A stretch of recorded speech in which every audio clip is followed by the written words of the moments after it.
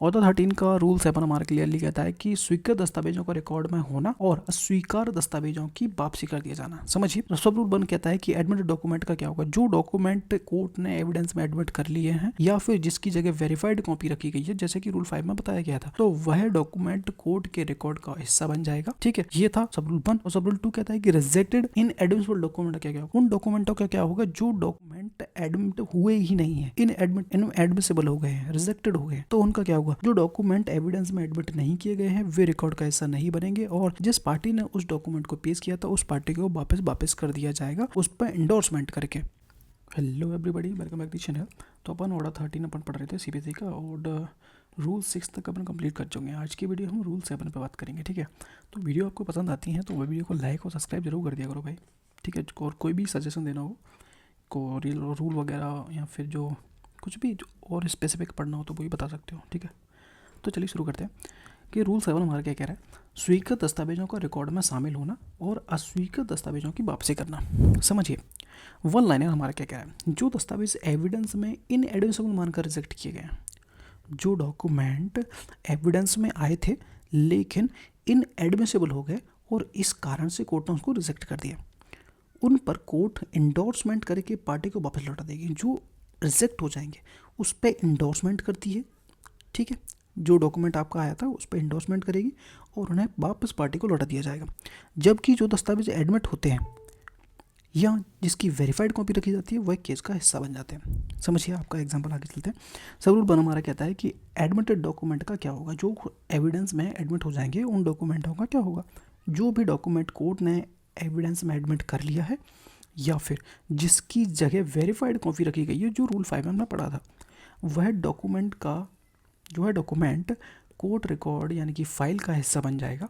Example से जैसे कि मैंने एक नोट डाला है वो देखिए, एडमिट हुआ ओरिजिनल डॉक्यूमेंट फाइल में परमानेंट रहेगा, ओरिजिनल की जगह रखी गई सर्टिफाइड या वेरीफाइड कॉपी फाइल में परमानेंट रहेगी, यानी जो डॉक्यूमेंट एविडेंस बन गया वह रिकॉर्ड का हिस्सा बन जाएगा। इसमें कोई कन्फ्यूजन नहीं होनी चाहिए, सीधी सीधी बात यह है कि जो भी डॉक्यूमेंट एडमिट हो गया वो फाइल का हिस्सा बन जाएगा, सीधी बात।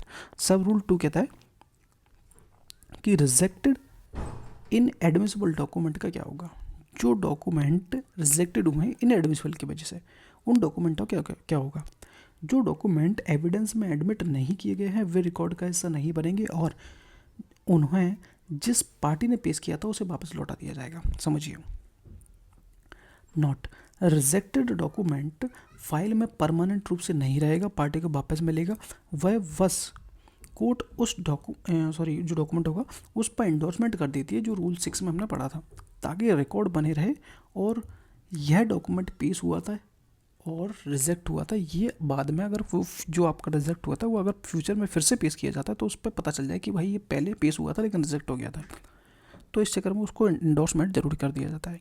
एग्जाम्पल से समझो कि मान लीजिए प्लेंटिफ ने 3 डॉक्यूमेंट दिए, एक सेल डीड दिया, रिसिप्ट दी और एक अनस्टैम्प्ड एग्रीमेंट दिया। दोनों सेल डीड और जो रिसिप्ट है वो तो एडमिट हो गया, लेकिन जो अनस्टैम्प्ड एग्रीमेंट था वो रिजेक्ट हो गया। तो क्या होगा, सेल डीड और जो रिसिप्ट थी वो केस में जो केस की फाइल होगी उसका हिस्सा बन जाएगी, लेकिन जो अनस्टैम्प्ड एग्रीमेंट है वो प्लेंटिफ को वापस मिल जाएगा, लेकिन कोर्ट ऑर्डर शीट में लिखा होगा कि document number 3 rejected as inadmissible, ताकि फ्यूचर में पता चले कि कौन सा डॉक्यूमेंट आया था कौन सा नहीं आया था, इसके कोई कन्फ्यूजन ना हो। तो ठीक है, एक बार फिर से रिवाइज कर देते हैं। ऑर्डर 13 का रूल 7 हमारा क्लियरली कहता है कि स्वीकृत दस्तावेजों का रिकॉर्ड में होना और अस्वीकार दस्तावेजों की वापसी कर दिया जाना। समझिए, सब रूल 1 कहता है कि एडमिटेड डॉक्यूमेंट का क्या होगा, जो डॉक्यूमेंट कोर्ट ने एविडेंस में एडमिट कर लिए हैं या फिर जिसकी जगह वेरीफाइड कॉपी रखी गई है, जैसे कि रूल 5 में बताया गया था, तो वह डॉक्यूमेंट कोर्ट के रिकॉर्ड का हिस्सा बन जाएगा।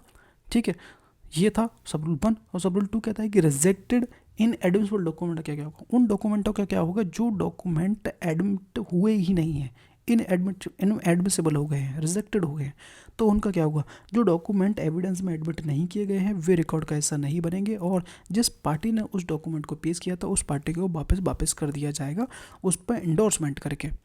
तो ये रूल 7 हमारा रूल 7 ऑर्डर 13 का हमारा कहता है। वीडियो पसंद आए लाइक करना, सब्सक्राइब करना। मिलते हैं नेक्स्ट वीडियो में। Thank you so much.